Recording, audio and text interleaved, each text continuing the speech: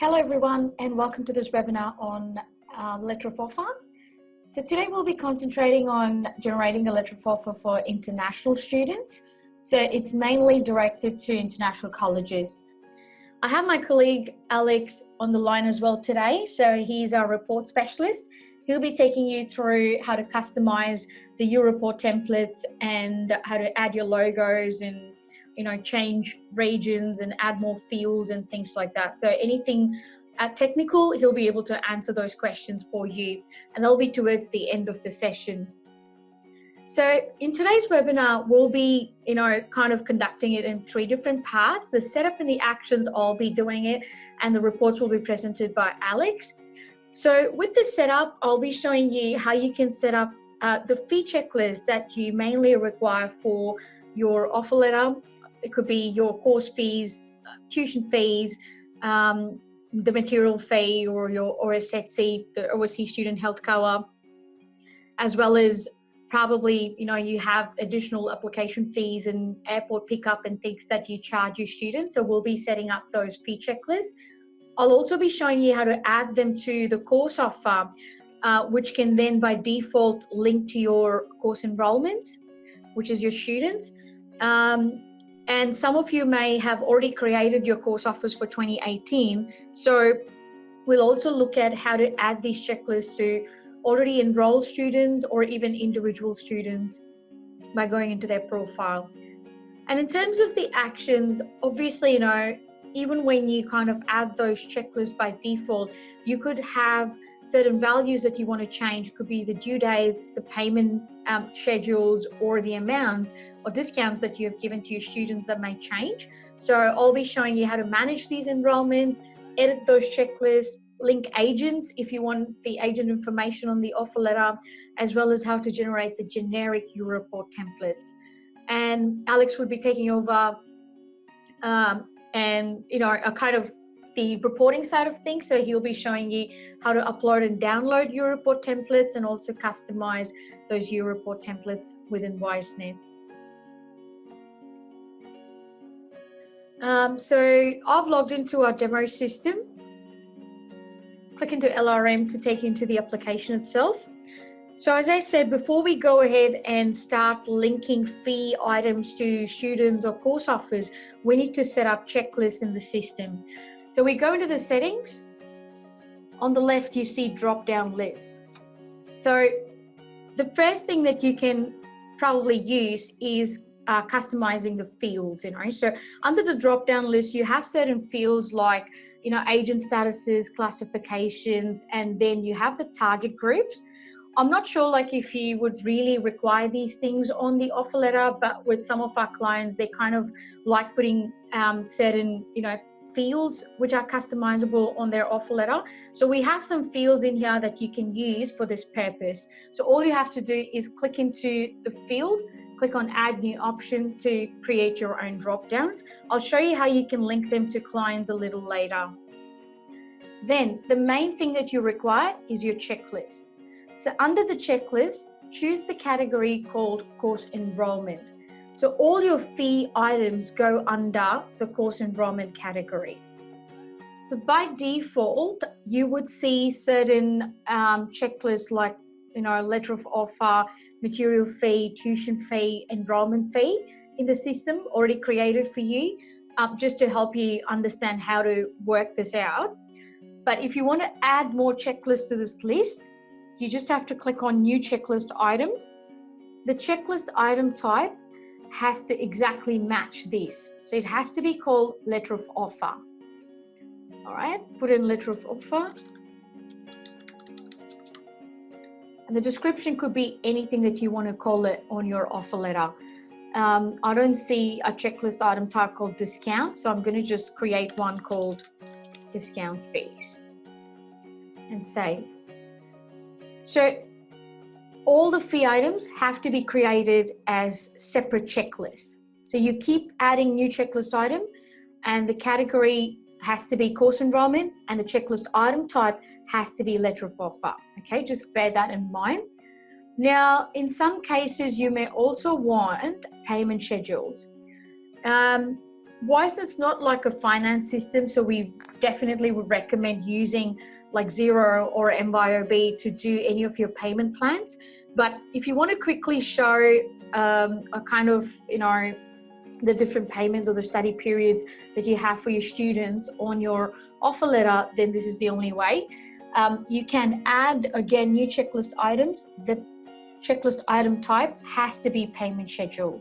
If you're using study periods, you want like fees split by study period or terms, then you have to use the checklist item type called study period. Now, all this information is in our resource center. If you go into our Learn resources and type in letter of offer, it gives you the entire list of, the different checklist item types that you can use and the purpose of those checklists. Okay. So let's say, this is a very basic offer letter that you want to create. So it just has a combination of fee items and payment schedules. So we've created those. The next step is to go into a course offer. I'm just going to take one of these course offers that we've created here. Now, if it's a new course offer, go into enrollment checklist templates, click on add or remove checklist items at the top right, and pick and choose the checklist that you've created. So let's say we require the discount fees, enrollment fee, material, OSCE, and the tuition fee for this particular course. And let's say it's kind of a 6-month course, so there are only 2 payment plans. So once you've chosen the relevant checklist that you require, go action, confirm. Don't worry about setting defaults at this stage. The reason being, obviously, every fee is going to be different and your payment schedule is going to be different. You're just going to split the total course fee by the payment plan. So just leave that bit and just click Save Changes. This will bring you onto this page where you can then again choose those checklist items, go into the action and edit. Don't use the bulk edit function because the bulk edit will again take you back into the same screen where you can bulk add amounts and things like that. In this case, you need to individually edit them. Any discount fees has to be in negative, okay? So let's say you're giving a $500 discount. So this would be a minus 500, all right? Enrollment fee of $250. Now, in some cases, the discount fees may not kind of be applied to every student, to every enrollment. In that case, it's best you don't add it at the checklist template level against the course offer. You just add it at the student level, which I'll be explaining it to you when I go into the student. Let's say I put in material fee, OSCE, a tuition fee, and then whatever is the payment plan, So you may take even an initial payment of the material fee, the OSCE and everything, and then the payment could be just a split of the tuition fees, So at this stage, if you're enrolling the students by intake, if all the students are going to have the same payment due dates, then you can set the due dates as a default in here. Otherwise, leave it blank, go update. All right, now our checklists are ready. So any student you enroll into this course offer moving forward will automatically inherit these checklist items. But for existing enrollments, they wouldn't inherit these checklists. What you'll have to do is if you want to add those checklists to these students, you need to choose, go into the action and bulk add or remove course enrollment checklist. Once you click on that option, it'll automatically show you all the different template checklists, so you can quickly pick and choose the ones in here, confirm and add it to the client. All right, that's the way you would add it to existing enrollments. Now, I'm going to show you how to kind of, enroll a student and how they automatically inherit these checklists. Let me just finish this process so I can just show you. So you confirm and just save. So that will automatically add to all the students in here, but we'll quickly enroll the student into this course. So enrolling a student is the same process. You probably already know how to do this. So I'm just going to enroll myself. The enrollment status initially, when you have to generate the offer letter, has to be an inquiry or a pending. Obviously, the offer letter is the pre-enrollment process. The student hasn't accepted the enrollment, or you have not created the ECOE through PRISMS or any of that sort. So at the moment, you have to put it to either an inquiry or a pending, depending on your internal processes. So in this case, I'm just going to take it as an inquiry. So let's say the student has inquired about this course. Study mode, whether it's full-time or part-time. You change the start and end dates according to the actual start and end date of the student. That's all you need at this point. But if you're confident that you're going to have that student come in, then you can just complete the basic AVITMIS fields in here, like your study reason, the commencing course IDs and things like that. And then you can even save and choose the unit enrollments. At this stage, as you can see, the template checklist would automatically add to the enrollment that you're completing. So I'm going to just quickly even put the student into the units. You don't have to if you don't want to. We'll save and finish. All right, so now we have the student in here. I'm going to look at the course enrollment.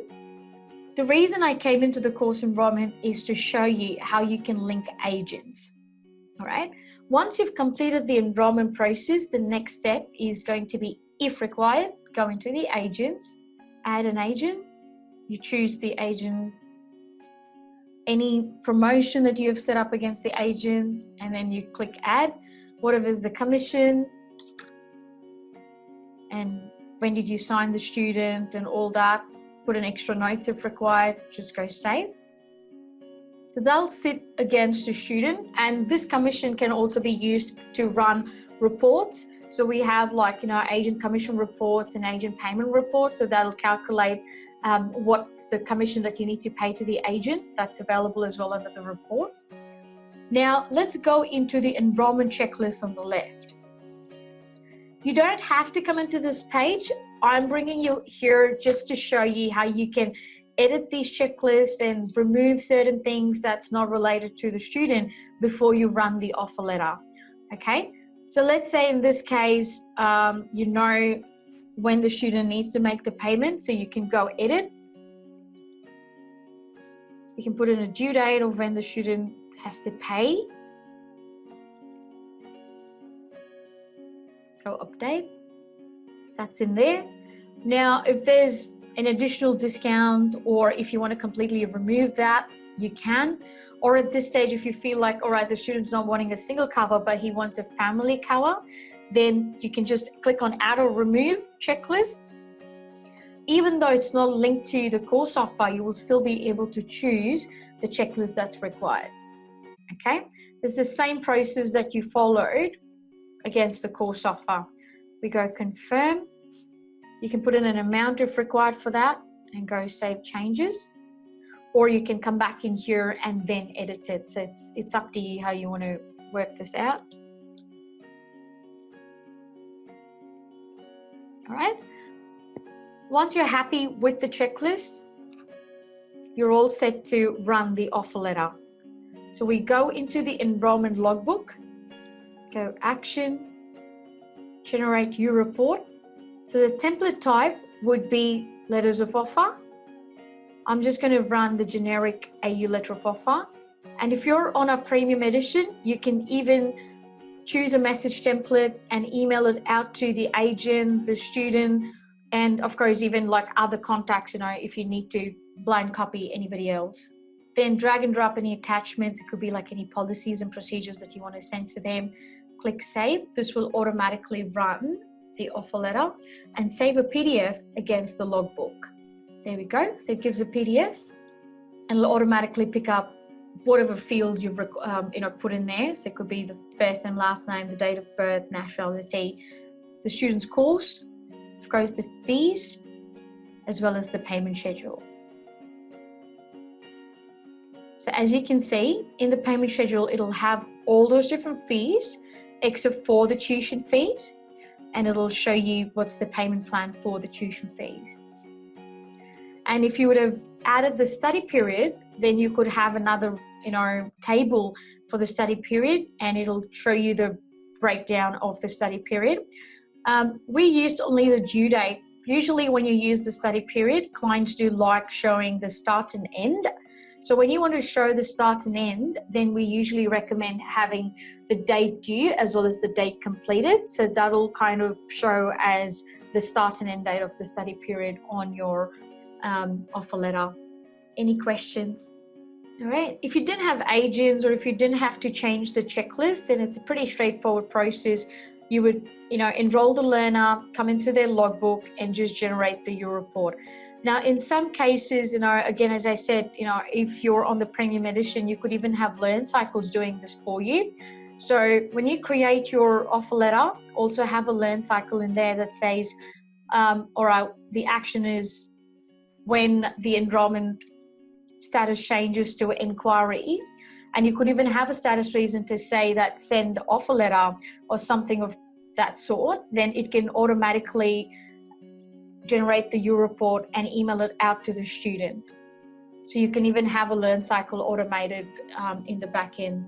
All right, I've just got a question here. Does the letter of offer calculate duration in weeks if there are start and end dates? All right. So with the duration, usually what happens is when you enroll your students, so there are two durations in here. There's an enrollment duration and a tuition duration. So this is what kind of shows up on your offer letter if you want it to. So let's say, as I said, it's a 6-month course. So it'll automatically calculate 6 months from the start date, and the duration will show up as 6 on your offer letter. It wouldn't auto-calculate the duration depending on what the start and end date that you put in here on your offer letter. The offer letter merge fields are it's very similar to your mail merge. So whatever data you put in here is what's going to be shown on the document. So if you need the duration on the document, then you have to put in the duration in here. And yeah, we have 2 different fields for it. One's the enrollment duration, others the tuition duration. And of course, it just, again, depends if you want it in months or weeks. If you choose weeks, you can even put in the weeks for both the duration. Great. All right, so I'm just going to quickly go into reports and hand it over to Alex, who will be taking you through customizing the U report templates and everything. All right, I'm just going to stop my screen share so he can share the screen with you guys. Thank you. So now I will be taking you through downloading the generic letter of offer and then making amendments to the template, so that we can then upload your custom template and you can use that one. Really, we're just going to show you how to do the basics on there. Anything that needs to be highly customized, we highly recommend that you submit a ticket so that we can have a look at your template and we can see how we can manage that design. So to find the generic letter of offer, we're just going to go to Reports, U Report Templates on the left navigation. You scroll down the page and it's going to be filed under template type letter of offer. So you see that there's 2 different templates here. There's one for the regular letter of offer and one for the letter of offer Cricos. This is just if you have any Cricos courses, it'll just include that Cricos information in the template itself. So just to download the template, you just click on the title. We're just going to open the file. And here you'll see that the template really already includes most of the information required to make it work. Really all that needs to happen is we just add your logo and any sort of text. What we've done with the generic letter of offer is included any of the data. The design already includes the field, so you'll notice that it's the client's first name, their date of birth, the nationality. All of those things get picked up from Wisnet. Let me just zoom in on the template a bit here. Some of these may not look very familiar, but they're fairly easy to understand, like the course description, the Cricos course code, or when the course offer starts and ends. Things such as table start letter of offer main. This is a trigger to let the template know that we're going to start displaying information from Wisnet between this main region and the end of it here. So all the details from Wisnet that you collect, things such as the client's name, their course descriptions, and their fees and payment schedule are going to appear between these two triggers. So we highly recommend that you never remove these two. Always leave those in because this is what makes the template actually work. Any of these fields you can download from UReport and insert into the template if you require, but really we found that most everything that's in here is all that you'll ever need. If you need to add a logo to your template, really it's just going into the header. You can add your company's logo, drag it and drop it. Really it's just moving it around so that it fits within the template. The design really is up to you, so you can move it however you like. I'm just gonna get out of the header there. It's very simple. Really, it's just drag and drop your logo in there. You can also add any custom text. You can just move things around a bit. Say things like your company's address. So we're just going to put something generic in here. So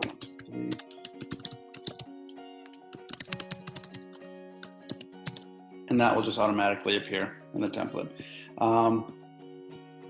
As far as the fees, the way that Ash helped you set up the fees with the letter of offer will automatically appear. These look just like data. These will automatically convert to the information that you stored in Wisnet. So the course description is going to appear as it's been entered against the student. Any of the fees will appear against this as well. If you need to add any more text to the template, really what we recommend is that you just make room. So really it's just creating space in there. Add any text for cancellations or you can adjust any of the text. Very simple.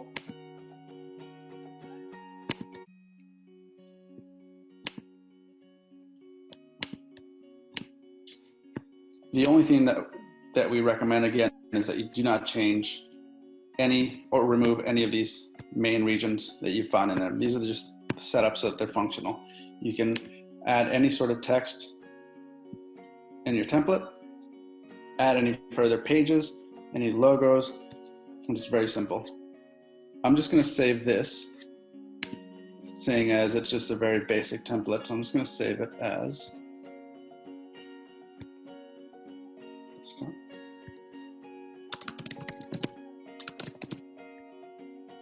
we're going to go back into reports. We're going to go action, and we're going to upload a template. The template type is going to be a letter of offer, seeing as that's what we're working with. We're going to select the template. Always give your template a unique name so that you can differentiate between the generic templates and the ones that are in Wisnet. So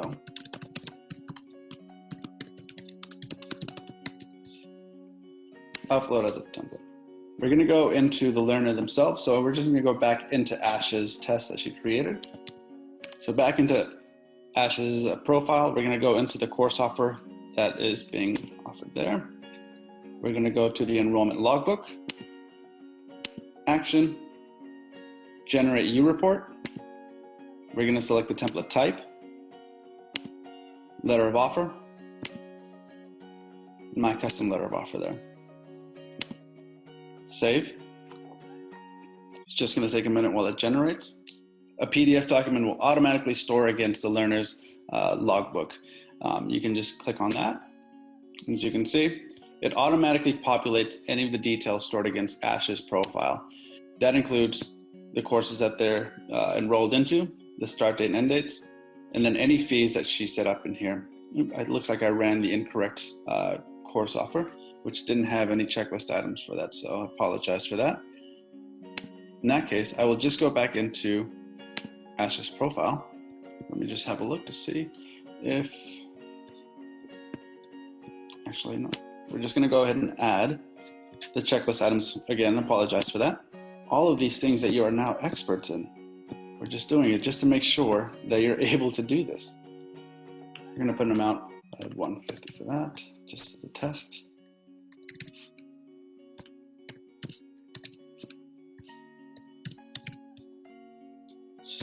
Update those items, So now that we have the amounts in there, I'm just going to go ahead and run the template again. So we're just going to go into enrollment logbook, action, generate U-report,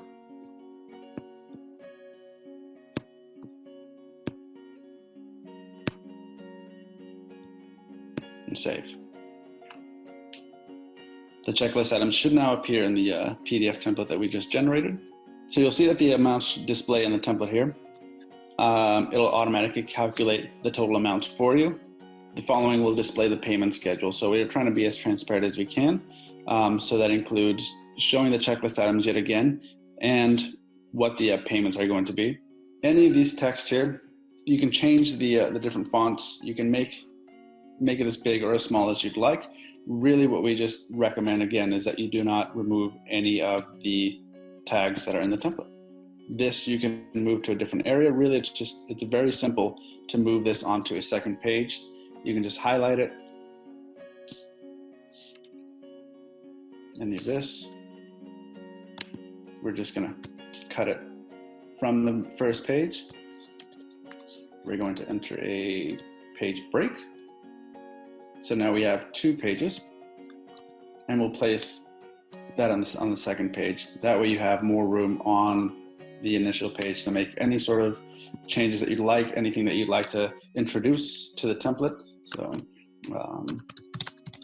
you can include any sort of logos that you want. And now you have a 2-page letter of offer. Does anyone have any questions? Excellent. Thank you, Stephen. It is pretty straightforward. It's a very simple template to design. It shouldn't be overly complicated. We try to make it as straightforward to the student as possible, very transparent. It may seem like it's a bit daunting. Really, it's only the setup that's a little bit more difficult. The design itself is we try to make it as easy and straightforward as possible for you. If you do need any help with your letter of offer, or if you have a highly customized template, we recommend that you submit it as a ticket. That way we can have a look at your template. We can advise you on how to best design it. We can help you along the way. We'll let you know any sort of limitations or what we can do to replace any of the customization that you have.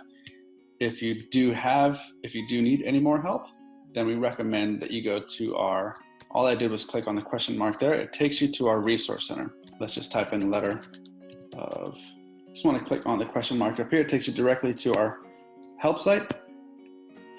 You can just type in letter of offer, search for that, find the link for the letter of offer here.